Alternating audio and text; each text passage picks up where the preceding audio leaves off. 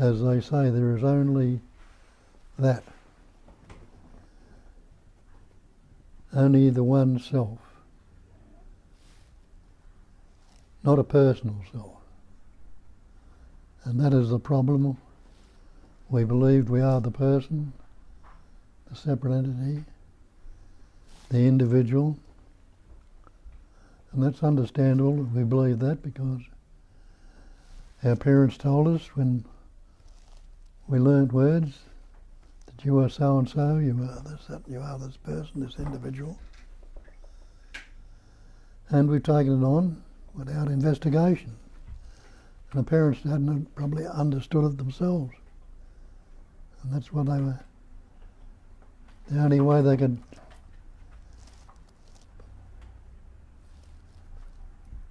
talk to you about it.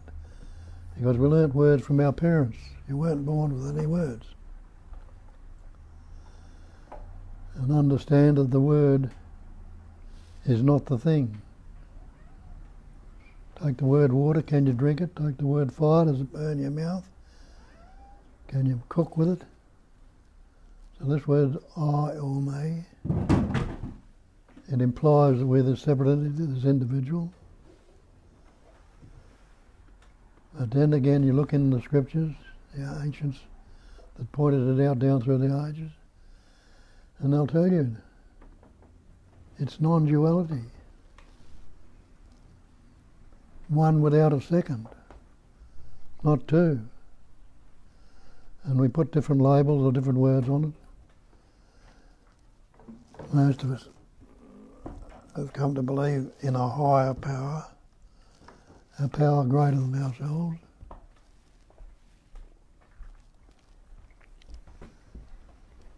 But it's the one power. If it's the one absolute, how can there be anything higher or lower in it? But we believe ourselves to be human, and we've got all these human problems like fear, anxiety, stress, unhappiness, despair, all related because of that concept or idea of separation. That we are separate from the true nature, the one essence. The recognition of that is what they call realization or enlightenment. And we've got that concept that it's something we have to attain and get and become, not realizing that that is all there is. And the Mahavakya, the great mantra, is I am that, pointing out that it already is so. But we take that I am to be the person, the separate entity, the individual. And so we get lost in this idea of a separate entity, me, and that only me can be unhappy, only me can be depressed, guilty, shameful. Me, the believed in this me, the sense of separation, is the cause of all these problems. But if it's one essence, only that, as they say, only that one essence. If it's one, then you and I and everything else can only be that one. So where does the sense of separation come in?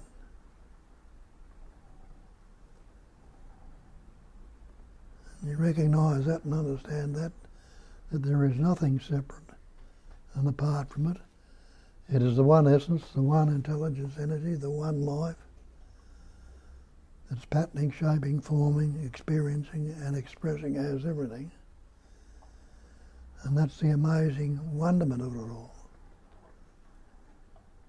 In the different ways it can express, can vibrate and express.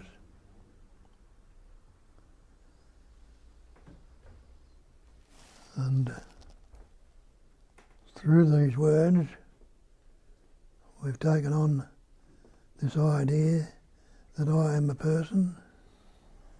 When your parents put the name on you, I am Bob or Jean or Jack or whatever your name might be, and somebody asks you who you are, you'll say, I am that Jean or Jack, whatever my name might be. Instead of recognising that it's one essence, it's absolute, that I am the absolute, I am the totality, and have a think about that. If you are absolute, if you are the total, who can ever be superior to? Who can be inferior to? And what would you want from anybody else? A lot of these problems that are going on in the world would cease from that understanding and that knowing, relaxing into that reality that you are. And being that reality and letting it express in its naturalness. But instead, we're relating to being a person. Now take that word being.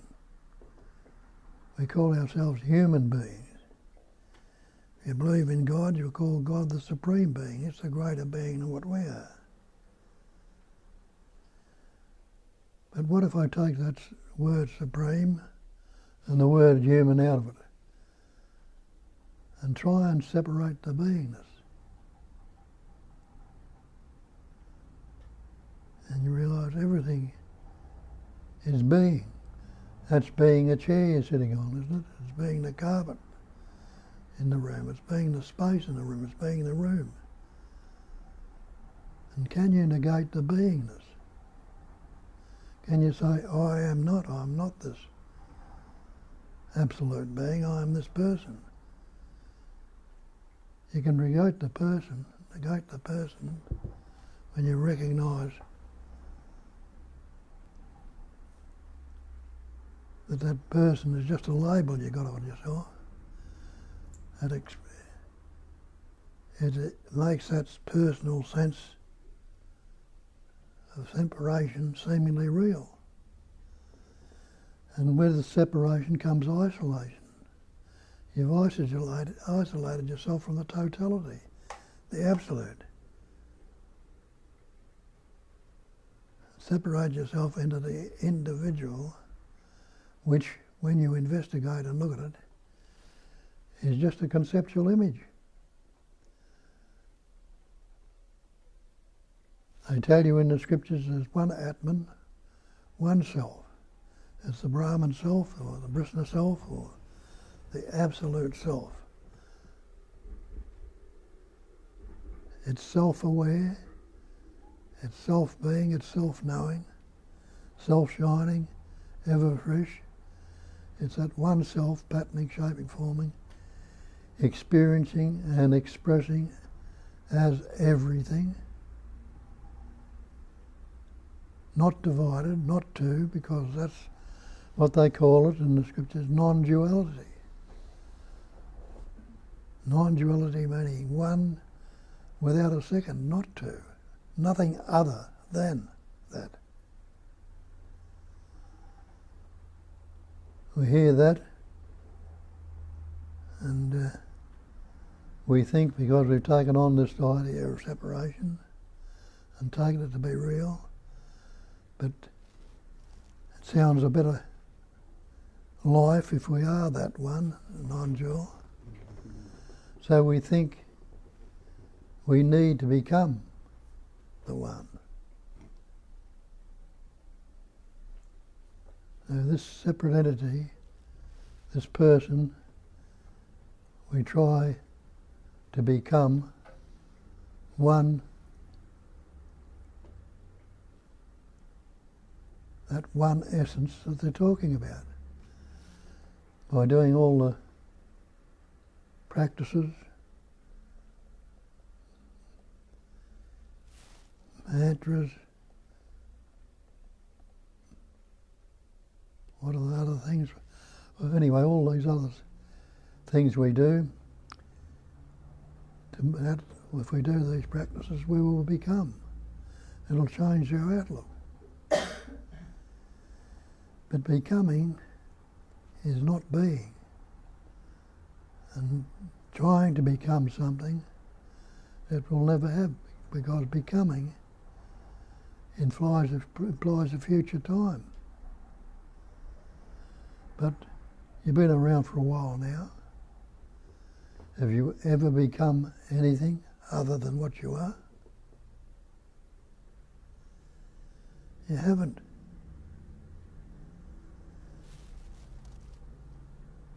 Those of you that recognise or understand what I'm talking about haven't become that. You've just recognised through your investigation and looking that you always were and can only and ever be that, because that is all there is.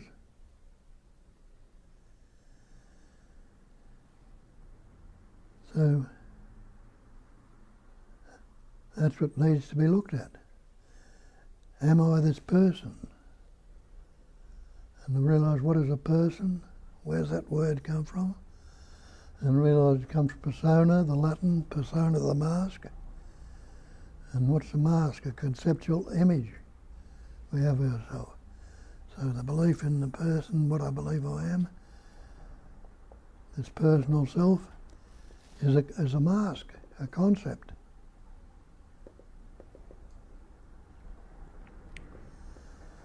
And they call it non-conceptual, ever-fresh, self-shining presence awareness.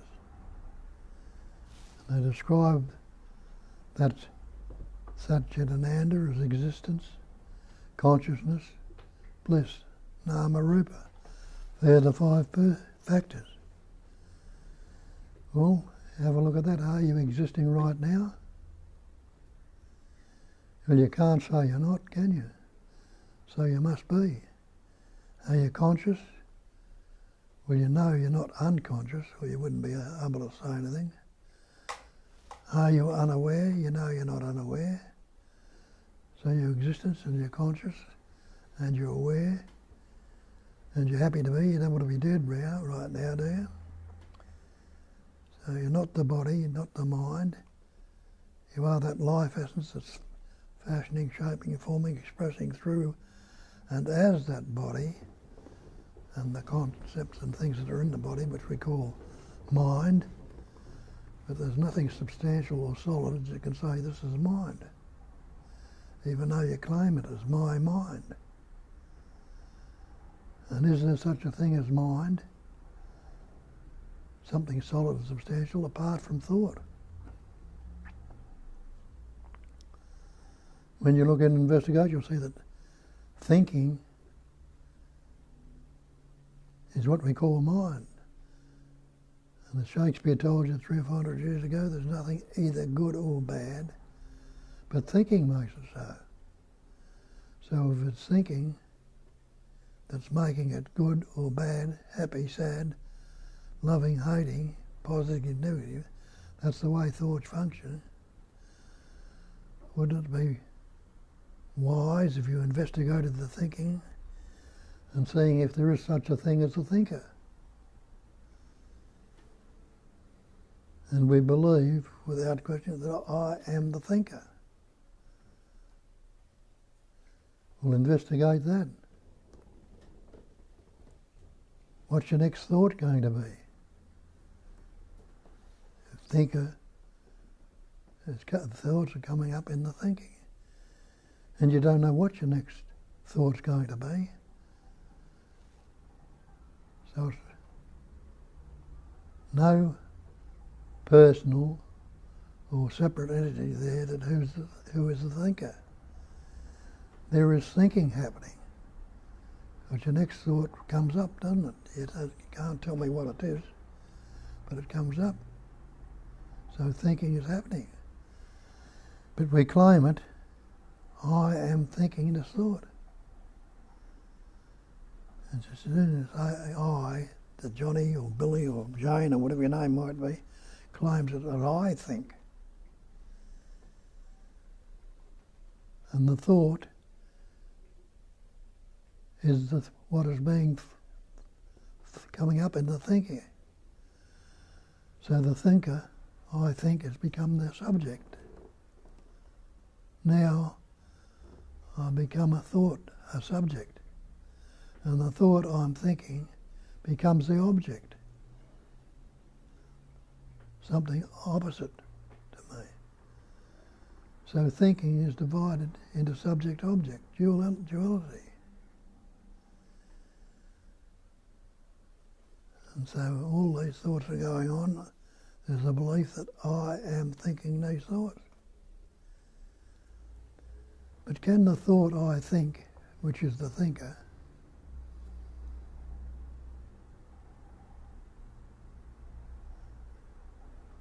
can the thought I think actually think? Or is the thinking coming up as and translating what is coming up as I think? So the thought I think cannot think. So the subject, me, is an actual fiction related to the thought, and what I've been related to, the thought which I believe to be me or I, can't think. It can't do anything at all.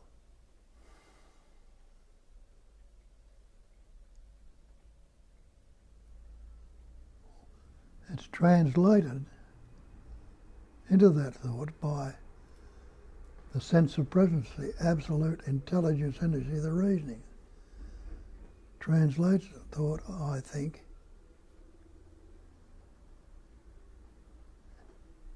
and I take it to believe that I am thinking. Just the same as the seeing is happening. The thinking is happening and it translates into the thought, I think, and I think this thought, which becomes the object, subject-object. We'll take the other things that are going on in this life. The seeing. Everyone is seeing right now. Isn't that a fact? Just the same as thinking is happening to each and everyone. And the thought comes up, I see. But can the thought I see, like the thought I think, can the thought actually see?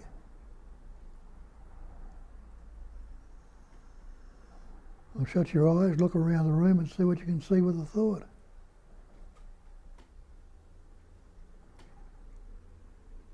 And you realise you can't see anything at all in the room with a thought. But the thought can be there translating what was seen or has been seen in the room into things. But the thought I see cannot see. You're seeing through the eye. But have a look, is the eye saying to you, look at this, look at that? My physical eye can't say, I see. But it's the instrument which the seeing is happening. Just the same as the thought is the instrument which is translated. The thought I hear.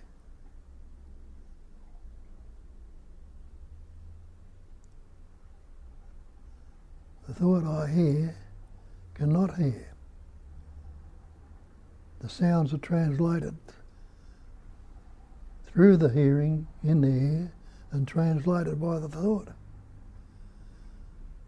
So all these thoughts coming up, seeing, hearing, tasting, touching, smelling, thinking, feeling,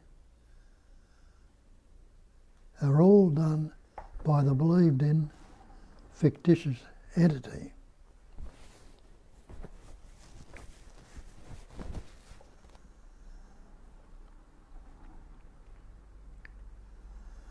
But the entity,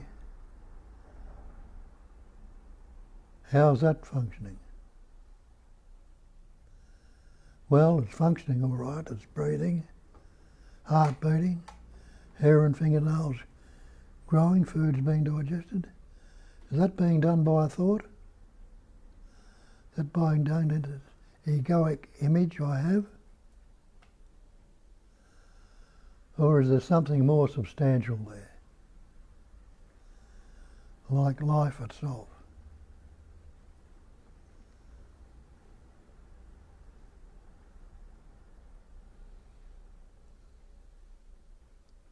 What is life? Isn't it living? Isn't it being? Isn't it knowing? Isn't it awareing?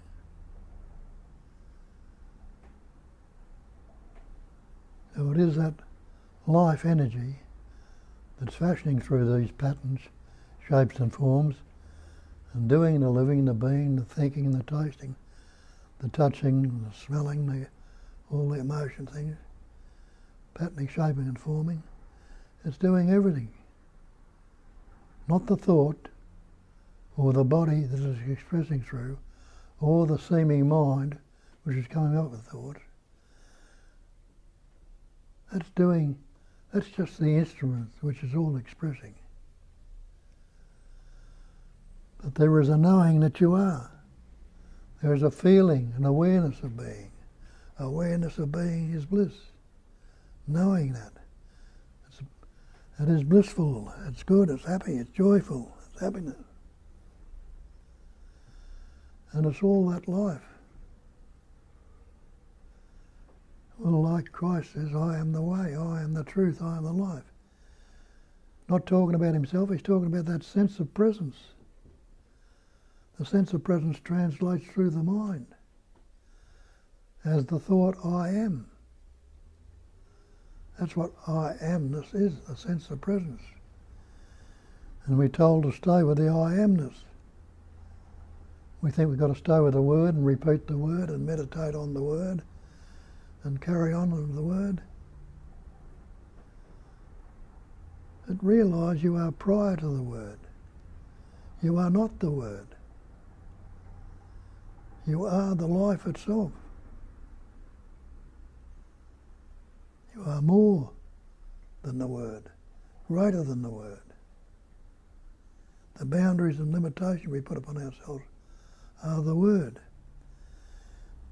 And they tell you that in the scriptures too. In the Bible it tells you, in the beginning was the word. And you didn't begin until you learnt the words. And nothing else has ever begun until the words have been learnt that are expressing it. The word was with God, this label God we put on things. That's the word. God is the word. All things were made by him, by the word. And you look around the room and say, you got a word or label on everything. We've labelled everything with words. And there was nothing made that was made without the word. What are you without the word? Pause the thought. Hold the thought for a minute. What can you say without the word? Can you say it's good? Can you say it's bad? Can you say it's happy or sad? Loving or hating, pleasant or painful? Without the word there's silence. There's stillness. There is an emptiness there. But it is a cognizing emptiness, suffused with that life essence, that innate intelligence energy, which they call a cognizing emptiness, has the capacity of cognizing or knowing. And the Buddha made the statement that called it a cognizing emptiness and made the statement that emptiness is form. And you realise that and recognise that emptiness is forming, patterning, shaping all this manifestation. It's the one essence or one emptiness that's patterning and expressing as everything. That's why I tell you it's one without a second, not two. And he turned around the other way. The emptiness is form, and the forms, including you and me and everything else in this manifestation, are all patterns, shapes and forms. The forms are nothing but the emptiness. And we're taking ourselves to be this reality, this separate entity, this individual. But you are real as the emptiness. It's the emptiness that's patterning, shaping and forming and expressing as everything. It is that emptiness which is no thing. It's not a thing. It's got no label or pattern, shape and form. But you recognise and see that everything is the no thing. And the no thing is everything. It's still the one essence that's patterning, shaping, forming and expressing as everything.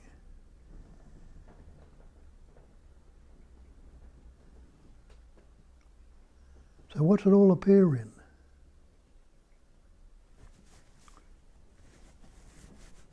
Well, it's all appearing to each and every one of us, and each and every one of us cognise it in different ways, shapes and forms.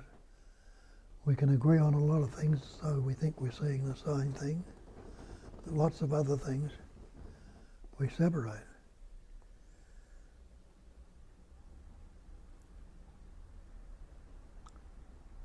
So what's it all appear in? Have a look.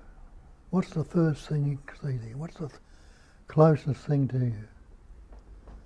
What's nearer to you, as they say in the scriptures, closer than breathing, nearer than hands and feet? What is that? Well, isn't it the space? The emptiness? The first thing before my eyeballs is space. I don't know about you. And then all these other things appear further out.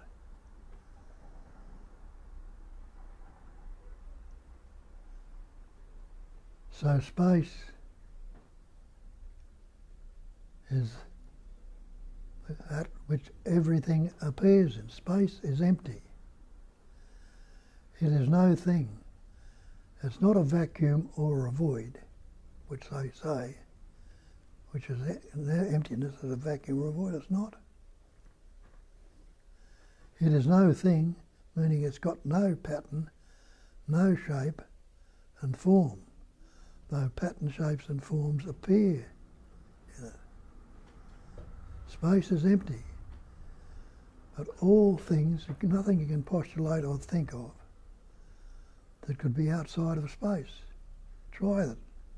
Try and think of something that could be outside of space. If you're thinking of other planets or other shapes and forms, other worlds, not that there's any such thing, what would they be in? Wouldn't they have to be in space? So everything is the content of space. And space is no thing. So you and I are things. We don't realise we are no thing, but that which all the things are appearing in is the one essence, the one intelligence energy. It is the absolute and only thing that there is. Though it divides and expresses in seeming myriads of different patterns, shapes and forms, and that's how we see it, it is still only and ever and always will be the one. So we think we're going to become one. And we've tried, a lot of us have tried, we've meditated, we've prayed, we've done all sorts of practice, we've questioned and looked into it.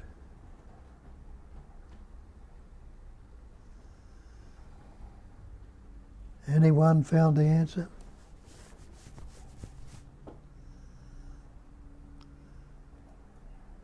Those that have reckoned it, looked into it, yes. I found the answer. I am that no thing. I am that absolute. I am that one without a second. How could I be anything else? And they're the ones that the scriptures have been written about, the text and things, that have realised and recognised.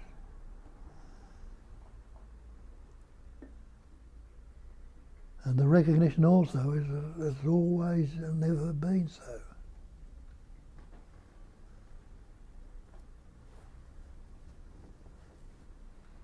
came into existence through life.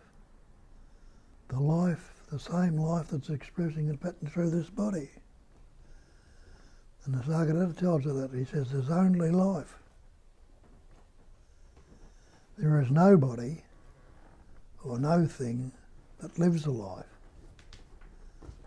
It is life itself that lives on life. And out of life, more life comes. And realise that is so. Where did you come from? You realise you came from the life of your parents, your mother and your father. Where did they come from? The life of their parents. And it's that life that's ever been, ever renewing itself. Ever renewing itself, constantly. And you are that life. And we forget it and lose sight of it and take the idea of being a separate entity, a person. That sense of separation's put boundaries on us. It's isolated us. When the capacity of reasoning develops in us, in these patterns, after they form and come into existence, we don't come into existence with any words. And we don't pick up or learn any words till we're about 2.5. And our parents put words on us, and the capacity of reasoning starts. And that reasoning, we see other than one, and take ourselves with the label we put on to be separate from the life. And with that sense of separation comes insecurity. If you're separate, you're not sure of what something else is, and you're very vulnerable. It might hurt you. You don't know. We're young. We don't know anything about it. And this could be the bogeyman. This could be anything at all that could hurt us. So the sense of insecurity and vulnerability comes upon us. And from then on, that's reinforced by the concepts, by the words we learn. And we add all these concepts and words onto ourselves, and not realising that it's the one essence, the great perfection, the absolute. And they tell you, the Buddhists tell you in the scriptures, they call it the great perfection. The perfection you can't add anything to, you can't take anything away, it wouldn't be perfect. But you are the great perfection. And they tell you in one sentence, it's non-conceptual awareness. Awareness without any concepts. What is wrong with right now if you don't think about it? And realise you think in concepts, thoughts, ideas, images. Right now without a thought, without a concept? Can you say it's good? Can you say it's bad? Is there such a thing as fear, depression, guilt, shame or remorse without a thought? Could be sensations can come up. But what are they if we haven't learned any words? We haven't got any labels to put on it. Just thoughts, feelings and emotions come and go and change, transient, like everything else in this manifestation is constantly transient. There is nothing static in it whatsoever. It's constantly changing. Be aware of that transient, that change. You haven't got the same body you walked into this room with. It's changing right now in this moment. It's changing timelessly, spontaneously, and effortlessly. To go into the concept of time, you've got to bring thoughts, concepts, ideas, and images into it.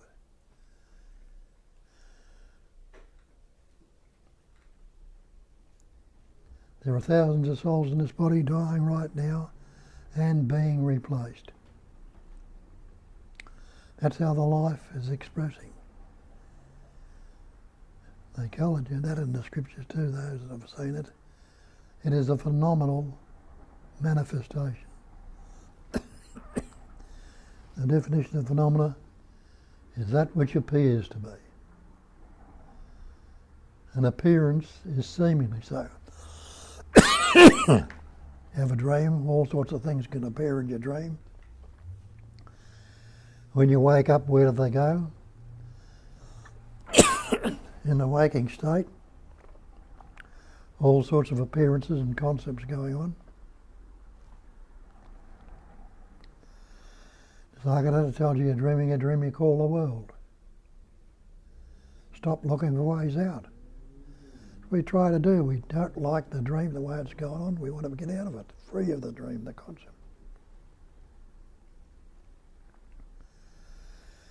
When you realise you're dreaming a dream and not looking for ways out, the dream's not your concern. You love one part of it and not the other. Love all of it or none of it. Just see it as it is. See it as it is without taking any preference, partiality or comparison. Just as is. You'll get a different take on things. Different take altogether. And then, like Nisargadatta says, you'll see that nothing can trouble you excepting your own imagination. All these concepts and that, see them for what they are, they can't trouble you. Unless they're fixated on, believed on, she did this to me and she's so and so. And you fixate on it and carry it around for weeks, days, months or years. Instead of letting it as it is, letting the fresh and new, the constant change come up. Leave everything as it is. Don't fixate on it. I say don't fixate on it. There's no you that can or can't, but the fixation is there if you notice what's going on. The attachment, how we attach to all these concepts and ideas. Recognising that and detaching, let it go. Don't fixate or attach to anything. I say don't. But it's not that you can or you can't. But of your own understanding and your own recognition, you realise what is necessary to be done, and will happen of itself. And that's the rough idea of what we point to. And there's some here who recognise it. There's some listening in who recognise it. Some of you looked into it for a little bit and got a bit of a taste of it and get stuck on certain things, might have questions.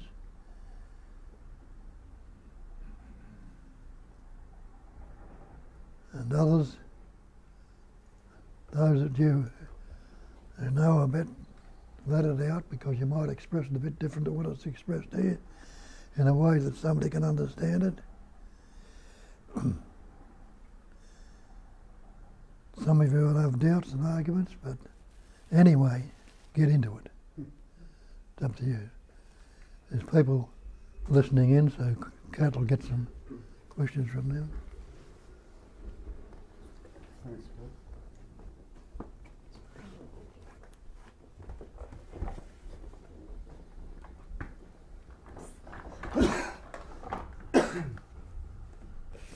So welcome our online community. We have 30 people with us, and this is where it all starts. From good morning messages and hello everyone and blessing to one and all. And then we have a question from Tanya. Do you think some people can't fully recognize their true nature and be free from all patterns because there is strong psychological patterns that seem too hard to see through? That's the belief. There is strong psychological patterns. The psychological patterns will keep coming up. But see, ask yourself, What power has this one got? Question, look into it, step into it, test it out. If it's a conceptual pattern, it's got no power whatsoever. I've had knots in the guts and things like that, and was fearful of them, and so I couldn't look at them, they were so strong. But when I recognised they needed to be investigated, looked into them, tested them out, and the hardest thing I ever did, they dissolved. As Banky says, everything is perfectly resolved in the unborn mind, if left as it is, and looked into it and putting all my attention into it and fixation on it. And there was no energy going into it then. All the energy was in the looking at it, trying to get to the strength of it. And all that energy going there was no energy in it, and it dissolved of itself. Finished up laughing at it. Now, every time it had come up from then on, you'd have another look and see it was. But then you realise when you're looking at it, into it, if you've got a bruise on your arm somewhere or a broken bone on your body anywhere, you can pinpoint that and put the finger on it and look into it and feel it, make it worse. But when the psychological something's come on, try and pinpoint it with a finger or a bone or anything else, or even the thought or your mind. You can't, because it's all mind stuff. It's all thought concepts. Once you're free of that, you are free. And it's pretty hard for a lot of people to do it, and a lot of people won't. I've had people, in early days, had people sitting there asking them to look at it to see for themselves. And they couldn't do it. And wouldn't do it. Too much. So those will stay in it. But there were others that didn't see through it. And it's there for everyone. It's up to everyone to do it. Nobody's going to do it for you. That's the thing. Your concepts, your ideas that are forming the patterns, not anybody else's.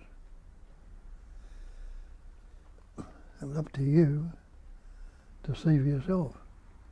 There is a person there with any substance or any independent nature.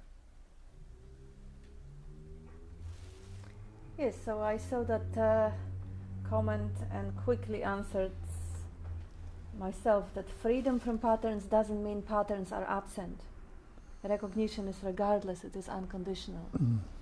So, and because the question was very broad, there are different patterns, we are all just a conglomeration of different patterns, behavior patterns, breathing patterns, blood pressure, they're all patterns. So we don't really want those patterns to go, and who is there who actually wish them away? That's the question, because if the thought is arising, like the wave in the ocean or the cloud on the sky, who cares? Really, the freedom is regardless. If the thought is there, but there's no fixation or belief going to it, it will not form that knot in the throat or lump in the gut. Yes, it's the energy and the belief that goes into it. So, and beautifully you answer how, like you don't fixate on it. It doesn't get any energy, and it just dissipates.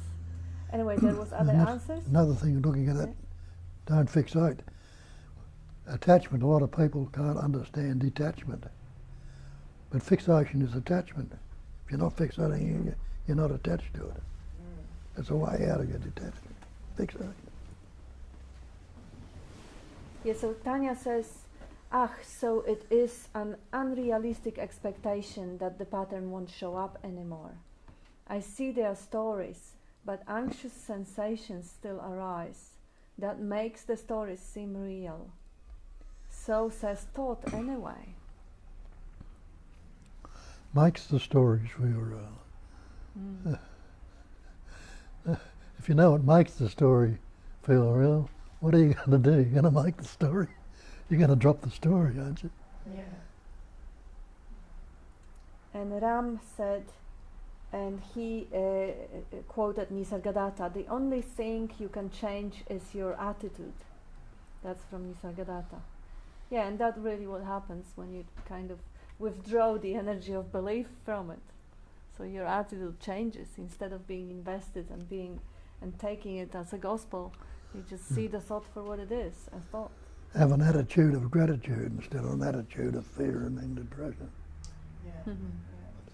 And Vivek says, when you are formless, there is no thinking and no thoughts. There is no knowledge, no words. That was a quote from Ramana Maharishi. And Ram says, answering to Tanya, as Bob once said to me, when I once asked him in exasperation, why does it keep coming up? He replied with slight indignation, why shouldn't it? Haha. Does the sea still appear to be blue? It is ever not blue, but you know what it actually is. Boom. Yeah, whatever appears is the appearance. Tanya answered to Ram, thank you, Ram. It is true. It shows up just because it does.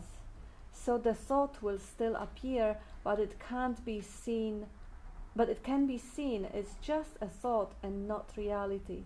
Just struggling to see certain thoughts as fiction. They seem true. And I quickly answered it, relatively true, right? Not absolutely. Ultimate truth is that which never changes. Relative is transient. Like one could say now is, what time is 11:20? For another 30 seconds, and then it's not. So it is true, it's not really. And we have a question, a request for you from Bill. Says, wonderful to hear you speaking and sharing as always, Bob. Hello, Kat. Question for Bob. Can you speak about love? Oh, they say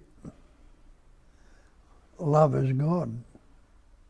And if God is love, love must be God. Well, what is it? Yeah. Love must be God if love. So that's all your godliness is if you're looking for that. And is there anyone who doesn't love to be? We all want to be. And all love the love of being. And that's the way they express Satchit and Ananda.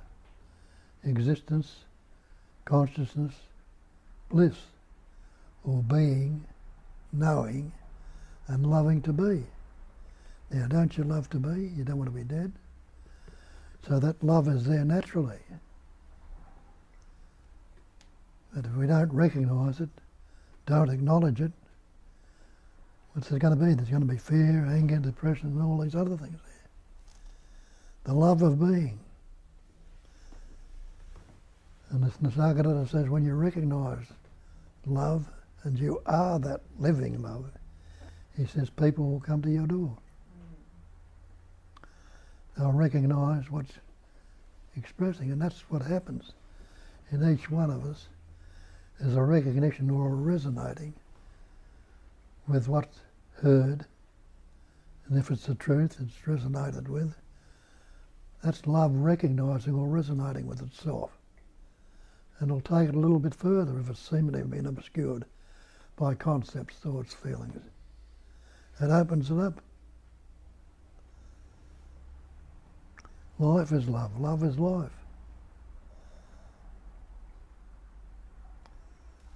And you are that life. I have another question. Tanya answering about the relativity of the truth. Yes, relatively true, not absolutely. But it seems to stop me from relaxing and enjoying life. And Vivek says, me is not real, so relaxing, so is relaxing, non-relaxing. And Tanya says, how do you not fixate, believe, or attach to stories about having to do more than 10,000 steps a day or burning so many calories through exercise? A bit embarrassed to bring it up here, but want to ask about it. Well, how many thousand steps are you doing, Bob? I'm lucky if I make 10. 1,000? No. And you're alive, you're fine, you're happy, you're relaxed, Yeah. you're fulfilled. even though you didn't do 10,000 steps in the last probably, maybe collectively in a year. It would be one time a big great disappointment if I couldn't go right down. Now I see things, well, it's happening that way, that's the way it's going to be. And I haven't got long to go anyway, so you never know. No concern about it, whether it goes, hangs around or goes, what difference is it going to make? Where before, we might have been a bit of fear of going to the other place. See you there, Bob. Yes, so Tanya says she can't relax because of that reoccurring and noisy thoughts, and she can't relax and enjoy life. And if you think of, let's say, construction noises, like someone pull down the house next door and for a year you have the hammerheads and everything going on, construction noises. It is also hard to relax in that external noises or traffic noises or people who live next to train station or next to the airport. But ask them, is it impossible? No, it's possible. So if you believe it is hard, you will prove it to yourself that it is hard. But if you really open and see moment to moment, you will see how often you are relaxed, even though there is noise, internal or external. See what is already present. It is not about achieving a further state in which something is different than it is right now. It is about finding the freedom in right now, regardless of the circumstances, whether there is noise or no noise, or obsessive thinking or no obsessive thinking. That's the freedom. And that's it for the online commentary. So, Jane, I've got a please. question. Simon was going to... Thank you, Jane. Go for it.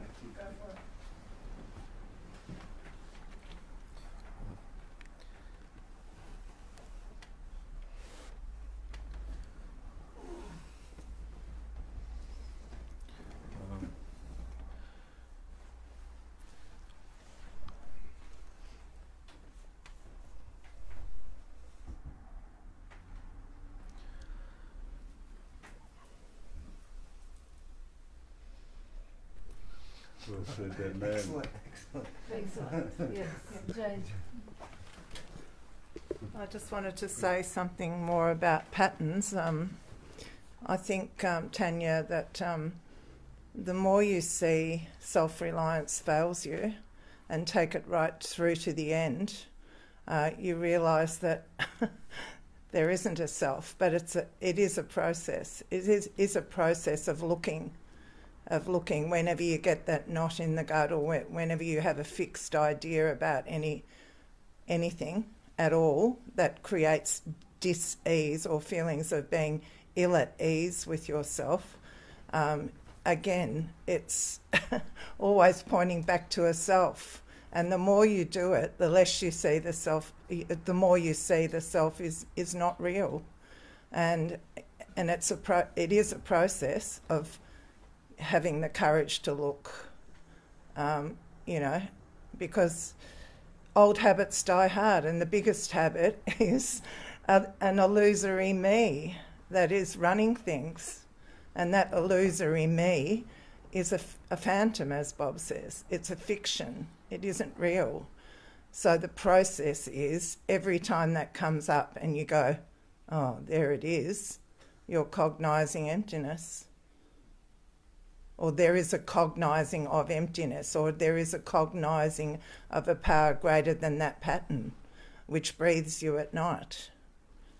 And the focus comes back. It keeps coming back, if you like, just to use words, to that presence, which has never left. So you're coming home. Every time you see a pattern, you're coming home to that place you never left, that's always breathed you at night. Beautiful. Thank you. I have a comment also about that coming back to the origin of the pattern, because quite often there is an energy moving in the body, and then the thought try to justify, label the energy, and blame something on that energy. So if there is a movement, bubbling life somewhere there, and there is sense of discomfort in the body, you may blame it, oh, I had too big of a breakfast. Or you may blame it, oh, I didn't walk 10,000 steps. Or, oh, I didn't pray today. Oh, this is what often happens. The impulse or the emotion comes first, and then the narrative justifies that emotions and bring a story to the emotion. If you step out of the narrative, oh, this is because of my breakfast, or this is because of my progesterone, or this is because of my husband, or my 10,000 steps, or whatever the story says, you come out of that narrative and bring it back to that raw sensation, to the present sensation. So the story is something that is in time, that is learned, that is secondhand, that is basically just repetition of somebody else's. You know how many people can think that thought. It's not really, it's not the source energy. You can come back to that raw vibration. If you can push aside the label, because the label will come up with it. It will say, oh, I have upset stomach, or I have tense, or relax. You said you can't relax. So any of the label that comes describing the present sensation, just put it aside gently and look at the sensation itself. See what happens with the breathing. See what happened with the contractions. See what happens in the present moment, in the seeing, hearing, tasting, touching, smelling, in the feeling. This is the present reality. This is what is really happening, rather than going with the thought, which takes the attention away from that present happening and kind of trades the reality for the story about the reality. So this is really about coming back to what's happening presently, to this moment now. And if that will become a new habit pattern, that is actually a helpful habit pattern to disengage with the description, disengage with the interpretation of that pattern, of that energy. That may just be a nice little thing to remember. Thank you. So Bob, if I practice, if I categorize living things as they are as a practice, the more I'm doing this practice, the more devotion and commitment and wanting this get deeper. Well, if you're utilising the mind, trying to get the answer in the mind, yes. Seeing beyond the mind.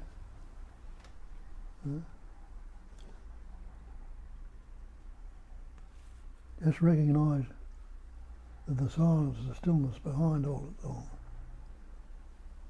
If you conceptualise it, you've got some concept or idea going. Start the story. Story has a beginning and an ending. It'll go on and go on and go on. But bring it back. Well, not a matter of bringing it back, but see what's wrong right now if you don't think about it. I couldn't understand anything.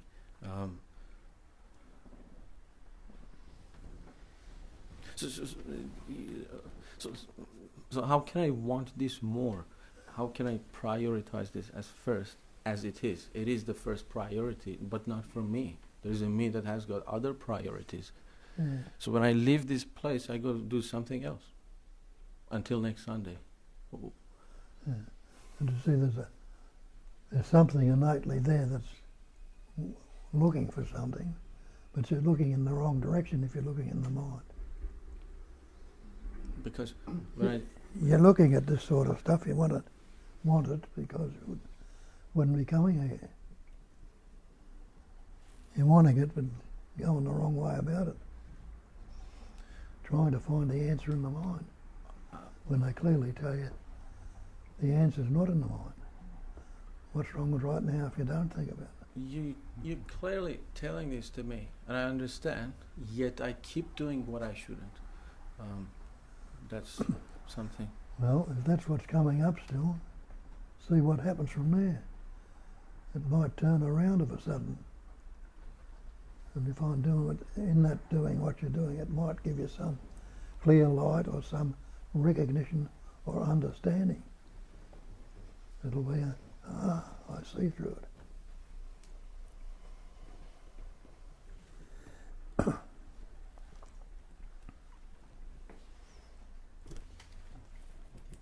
I have another comment from Tanya. She says, thank you, Bob and Kat. Heart, yes, there are many moments of relaxation. It is true. Thank you for pointing out that the non-fulfillment of beliefs, and you are absolutely okay. And thank you, Jane. So just look at see if there is a me self. And thank you, Kat. Staying with the sensation and what experiencing is happening right now is very helpful pointer. I noticed there is no evidence of the belief is current experiencing.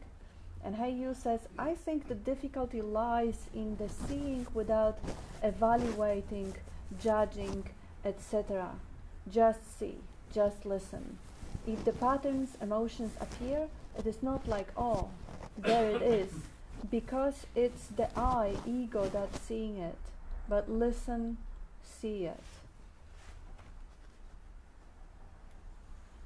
Yeah, Bob sometimes reminds to listen with your heart rather than with your evaluating, comparing, judging, interpreting mind. Oh, I heard it before. Oh, I know it. Oh, I know what it means.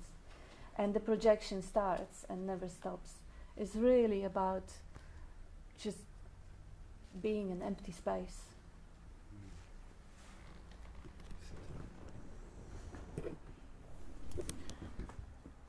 Hi. Yeah. I had an instance this week as a mother, and most people know as a mother, you know, you go into that identity. And my son's not well up in. Can you speak up? My son's not well up in the Gold Coast, and he's in hospital, and I can't do anything about it. And part of me felt like. At one stage I thought, I'm failed as a mother. The more I let go of the story, I'd never failed as a mother, but I've just held more and more love. I let go of the identity as a mother that I failed. In actual fact, I hadn't done anything. And at that moment, in the next few weeks, I'll go up and see him. He won't be in hospital, and I'll be able to spend more quality time. So I let go of the whole story. My life had a beautiful day, and I let go of everything. And it's, yeah, so once you let go of an identity, whether it's a mother or anything, you've come back to home. Yeah, thanks. Yeah, Good. Beautiful. Beautiful. Oh, sorry.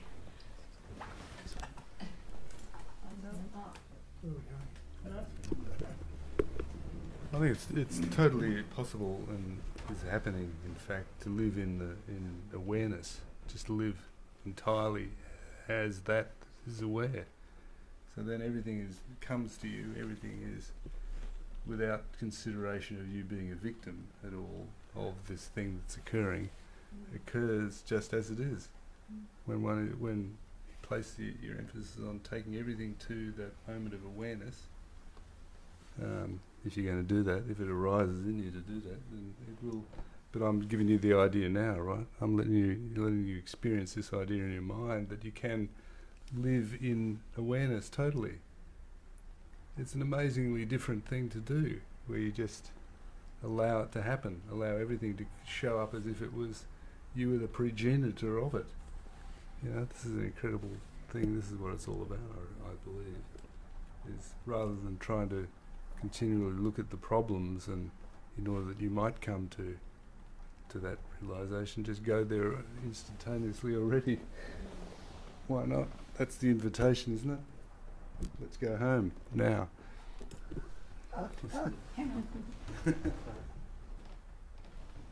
Good.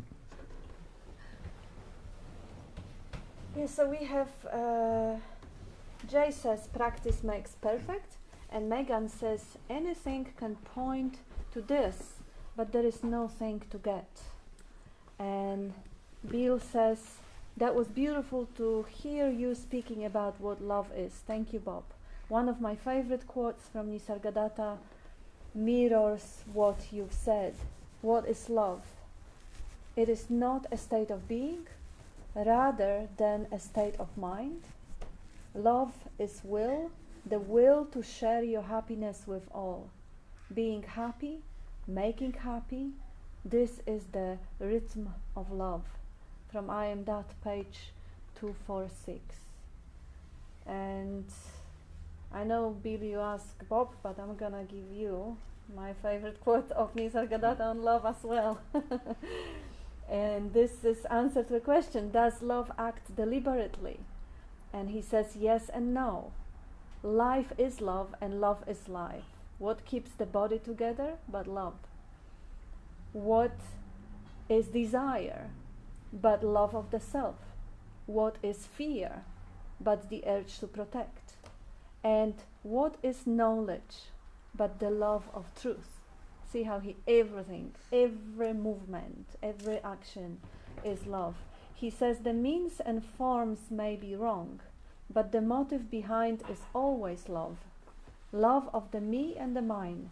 The me and the mine may be small or may explode and embrace the universe, but love remains. Beautiful. Love it. Thank you, Kat. Thank you, Nisargadatta.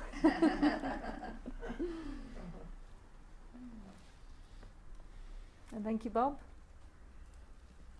Yeah, it's nothing more blissful than speaking about love, because that is actually the origin. There's another quote of Nisargadatta pointing out that love is life and love is origin. When he says,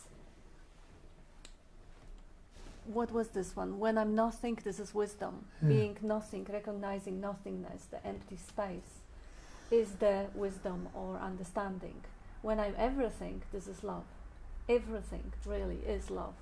When I see every movement in the appearance, that is the loving to be. That is love in action.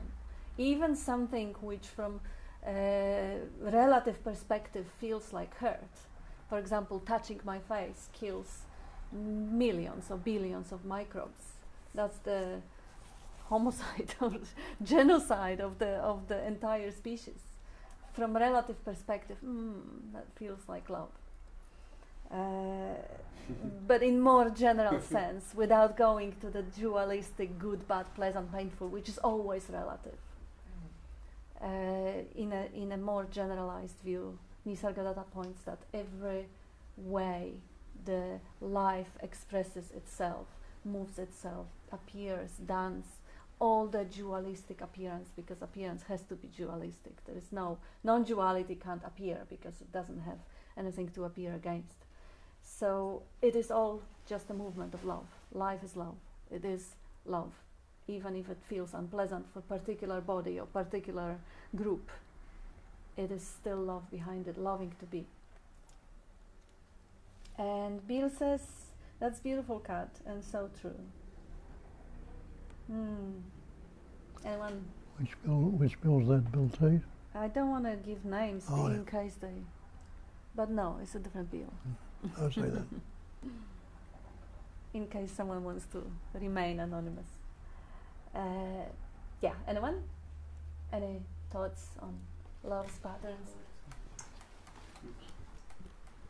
I like that piece was just said that it's really the awareness or the oneness itself is generating all the thoughts, feelings and ideas, and that's coming out of that space. There's no identity to claim it as, you know, this is, I'm coming up with this stuff.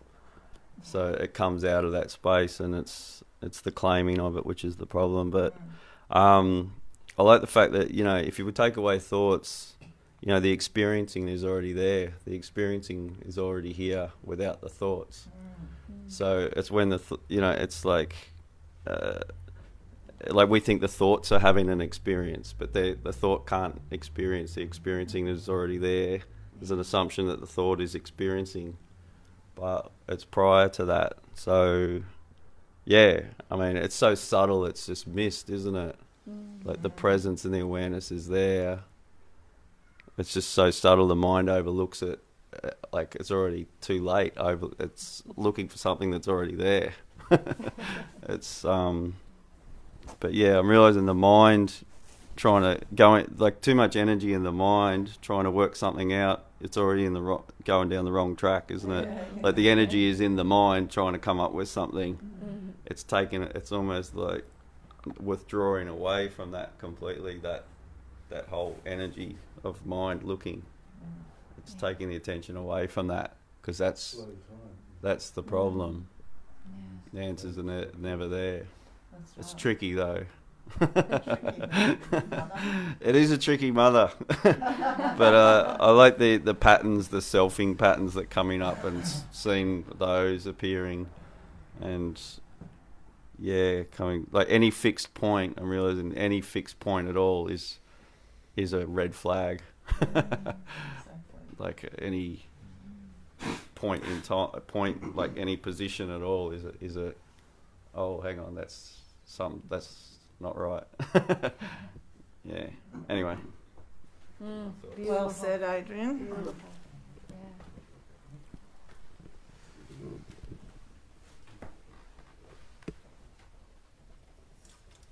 No, you go, Dean. Come on. I don't know. I really don't know.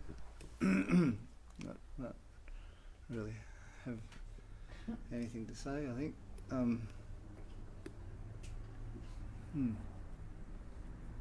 What are we talking about again?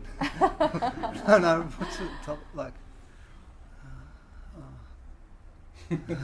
Adrian was just highlighting Yeah. how even origin of thought is that same one essence, or that But it awareness, is, yeah. and there is claiming happening. Yeah, and it's like energy, like you say everything you're saying, and you put all this energy into it, and in the mind trying to figure it out, but then you just know it doesn't work. So it automatically just dies. Like, why would you put attention into something that's useless and totally futile and never provides anything of substance or anything that's so then you stop, and somehow you stop.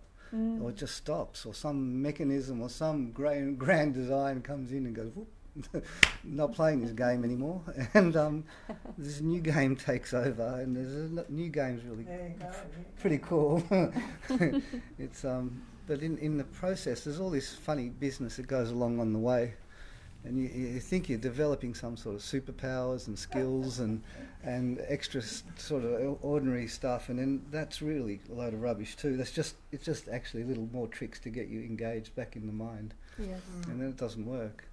And then there's this like other sort of piece that comes, because that game stops as well, and all games really stop. And then the greatest game in town is just clear and obvious, and that's everything that you're talking about before with the love. Like every pointer that Bob said today, like it's always said, like the thought I see cannot see, like the thought I hear cannot hear, We'll start from the fact that you're already that. Like every single pointer just points you back directly to the exact essence, and in that essence you just realise that it's one. There's one thing going on, and if there's one thing going on and there's observing one thing, how can you not love it? Like you that love, it just infuses everything, because that's the only thing there is. And that's why, like all Nisargadatta's comments, and it's like really simple, like this the question of love. Like it's not some complex issue of I love you and you love me and you're good, and I now don't love you, now I hate you, now I'm going to kill you, now I'm going to marry you, now I'm going to divorce you. This is all rubbish. It's not what we're talking about at all. Not what Bob's pointing to in any way. And anyway, what the hell was I just saying? Just take this thing away. No, that was great. That was It was great. We have Hey You says, you are already love, free. It's the protagonist is imagined. And Bill says, another love quote from Nisargadatta that always blows me away into absolute simplicity of all of this is, love says I'm everything, wisdom says I'm nothing. Between the two my life flows. Yeah, this was the one I was referring to. Is three translations of that particular quote.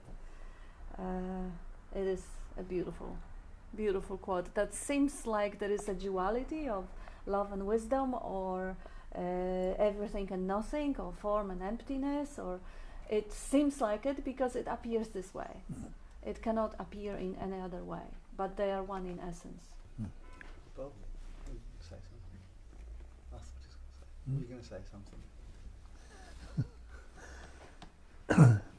Well, it is only the one. It says between the two. We are not fixated in one end or the other. Between love and everything and the nothing, where are you? Just as it is.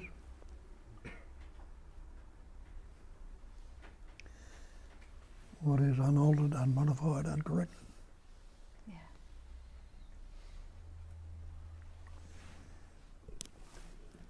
Anyway, This is really easy, actually. It's totally easy. Everybody here knows what we're talking about. Everybody here will already agree, isn't that not true? That you know where the truth is. But it's just a question of living there. That's all, and loosening up your desire to see other things of the mind. The questions that arise are glittery things, really. But all the questions we're posing are just bullshit, because in the end run we already know inherently what we're about. Don't we? Is there one person here that doesn't know what we're talking about here today? Not really.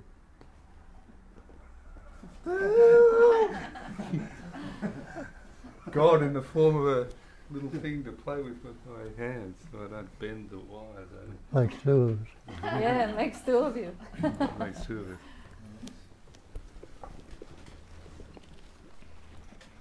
So, just to put it very crudely, we're talking about two things, and two things actually cancel out to one thing. So we can look back and we can look forward. If we look back,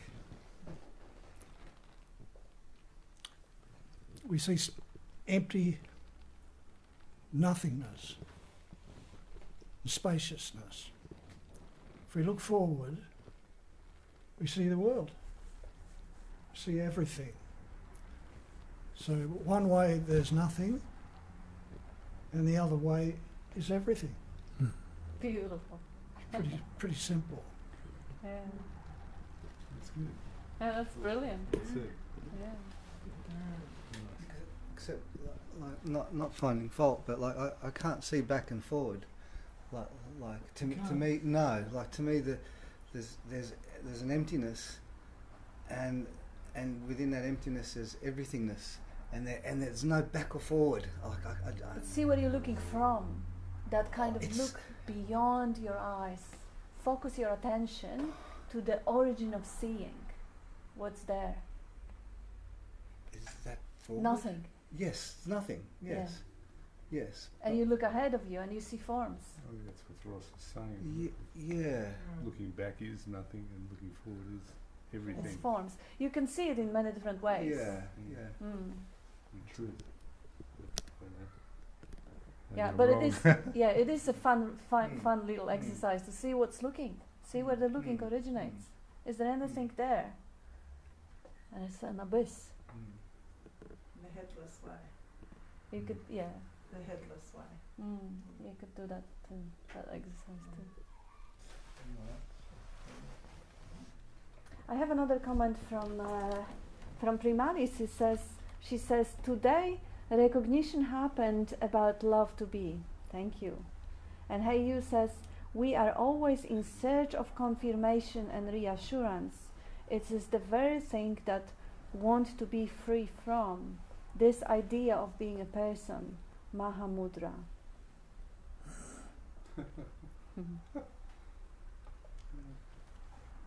Yeah, that's the freedom from idea. One idea, all ideas. Freedom from ideas.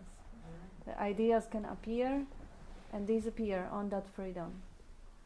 But obviously identifying, following idea, investing in idea, suddenly the attention is engaged and there is no experience of freedom. Freedom's still there, space still there. But it's kind of overlooked. Then we get blinded with idea. We get blinded with with fanaticism, you know. Now I am vegan, or now I am fascist, whatever. And I'm right and you're wrong. It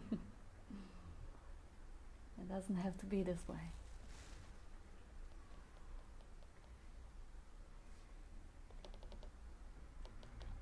Yeah, within every idea is the problem with the idea is there's an embedded, like, assumption of a me or an I or a my within it. Like, because an idea's all right, like, as long as, but an idea for a me, that's fraught with all sorts of danger. Yeah. Yeah, it's painful.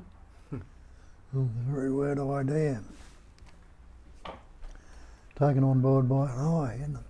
The dear. Dear. Oh dear. Oh dear.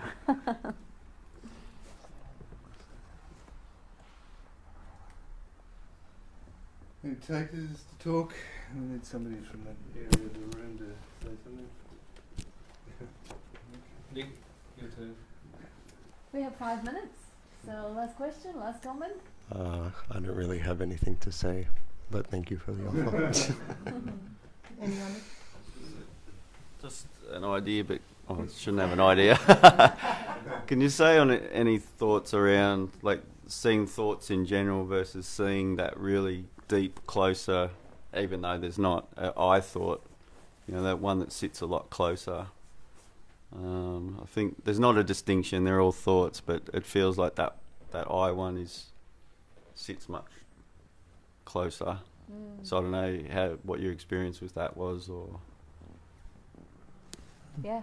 Would you comment on the thoughts? I thought versus, you know, sea is blue. You know, that is less kind of striking or less engaging. And then when the I thought comes, it is much more Well, it's engaging. taken to be the person, isn't it? Yes. Oh. The person. This is a personal thought, my idea. Yeah. So that's the claiming, the naming and claiming again, isn't it, really? Naming it as a me, and then... Give her mine. Yeah. So that alleged stronger thought is the deepest seated pattern, and the me, you know, has a response to itself. So it's like a dog chasing its tail, really, you know. You know what I mean? So I don't know if you know what I mean. It's like a dog chasing its tail, because, you know, you can never get anywhere if you're relating to a me that's got a fixed idea about something, because the other part of the mind is trying to figure it out, and then it starts saying that particular thought is stronger, and that particular thought is harder to get rid of, and blah blah blah, and it's, you know. And it's just the most deep-seated pattern. It's all a relationship, and all conflict arises in a relationship. So that happens when your mind's going here, there, and everywhere, and it perpetuates itself. Discriminate. Yeah. And also, it is the feeling. I mean, for me, when I say I go to the kitchen, it means nothing, it feels nothing, it's absolutely nothing. It's a conventional, practical statement. And when I say I go to the kitchen, obviously I mean the body. And that is just a conventional statement. But I remember making I statements some 10 years ago, and they were really heavily loaded with anxiety, unworthiness, sense of deficiency, sense of not being enough, sense of needing someone's acceptance, approval, permission to be. Exactly. And that emotional load coming from the assumption that I'm not enough, that I am less than the totality, that was what made that I thought heavy. And sometimes I had to defend the ideas, somebody else's ideas about whatever, drinking juices or whatever the idea was, because it felt like my self-worth depended on me being right and being able to prove that this idea that was associated with that sense of deficiency was my idea, like you said, the claiming. But it was all about the really overwhelming sense of deficiency, unworthiness, sense of not being enough, sense of being less than the absolute. Absolutely, yeah. And even if the feeling wasn't really overwhelming, because I wasn't depressed all my life, I wasn't suicidal, I was functional, I was perfectly fine, I was respected in my society. But there was still there behind, somewhere in the heart, in the gut, somewhere there, that fear that it will be uncovered, that someone will see through, that no, I'm really not that smart, confident, whatever. No, that was a fear there that I'll be rejected. So, and this one was the heaviness of the thought. Today, for the last few years, I've experienced probably 50 times more rejection than through my entire life, and it costed me absolutely nothing. And that's what brought Nothing. you here, to Bob. No, with Bob. I mean, originally. Yeah, All original. those feelings that you had, was love, as you said before, Yeah. and brought you to the place you never left, and dissipated those patterns. Yeah. And everyone has their own journey to seeing that, and so beautifully said, Kat. Thank you. Yeah. Thank you. Yes, that fear, existential angst, that's what made me a seeker. And So Shakespeare also said the same thing in the guise of Richard II. He's locked up isolated in a tower, so he's living in separation. And he said, with nothing can I be pleased till I be eased with being nothing. So when you realise you are no thing, what is there to judge or belittle or condemn or whatever? absolutely, yeah. The I is the name I give consciousness, isn't it? Isn't the I the name I give awareness, my awareness? So this is another way to look at it. It's that if one is focused on being the I of a problem as a reference point of the centre of the problem, then that's the I you'll be. But if you are the I, if you are seeing things through just the perspective, if you like, of awareness itself, then that is who you are. That is the I that you are now are. That I has become transcended into the universal I. So let's not get that confused. I think that's important to see that distinction. Right. That's why I always call it the me if I'm caught up, because the I and the me can be confused. Okay, I have a couple of things from people who are with us, and that we are gonna wrap up. Bill says pure consciousness and pure love are the same, different aspect of qualities of the same single absolute we are. Something about the love aspect, the ananda aspect, the pure feeling of our being, that is so beautiful and to be and to share. The one timeless, indivisible omnipresence, we are that includes everything within it.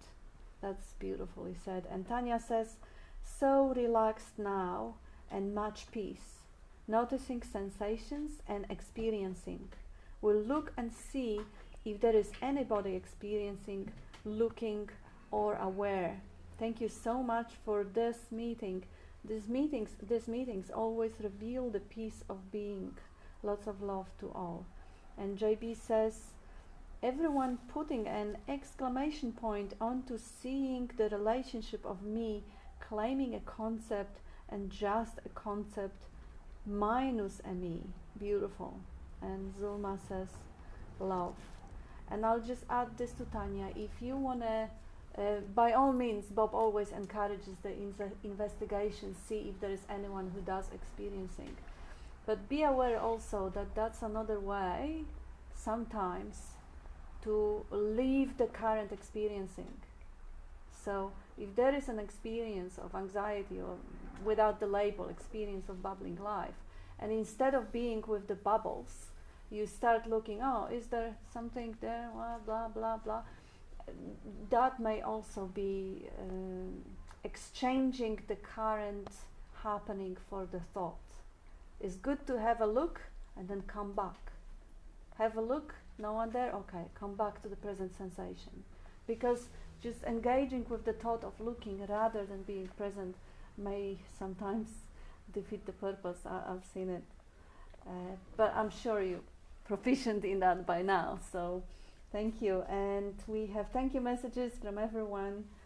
So Tanya says, good point, Kat will keep it in mind. And thank you, Bob, Kat and Jane from Megan, and Keith and Zulma and JB and everyone. So thank you. I just wanted to say Yeah. one more thing. What Ross said made me just think of that other Shakespeare quote: "To be or not to be, that is the question," and that is also the problem. Because when you're in that beingness, there's no problem. When you're in the, fixated on a thought in the mind, that becomes a problem. But yeah, anyway, that was just what came up. Thank you. Yes, so thank you, everyone. Thanks, everyone. Thank you. Thank you.